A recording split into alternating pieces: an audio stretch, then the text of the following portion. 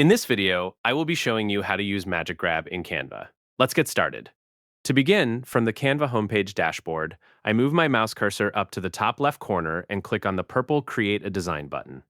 A drop-down menu appears showing various design formats and quick actions.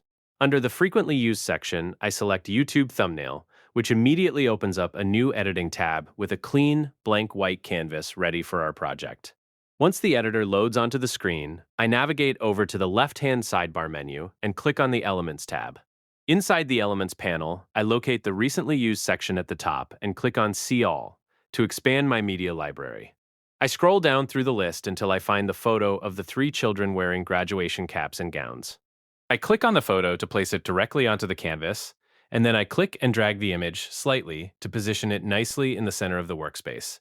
With the photo selected on the canvas, I move up to the top white toolbar and click on the Edit option. This opens the photo editing sidebar on the left side of the screen. Under the Select Elements section, I click on Magic Grab, which allows Canva to separate individual subjects from an image while seamlessly reconstructing the background behind them. Inside the Magic Grab panel, the Click Selection tool is active by default. I bring my cursor over to the photo and start clicking directly on the subjects I want to grab. I click on each of the three children, their outfits, and their graduation caps. The tool places a purple highlight over every area I click. I carefully click on the finer details, such as the tassels on their caps, ensuring the entire group of children is completely covered in purple. Once all the subjects are highlighted, I click on the purple Grab button. Canva processes the selection for a few moments, isolating the subjects and filling in the background. When the process finishes, the children become a separate, movable element.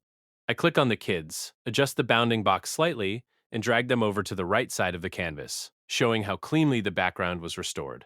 And there you have it. That's the complete process of how to use Magic Grab in Canva.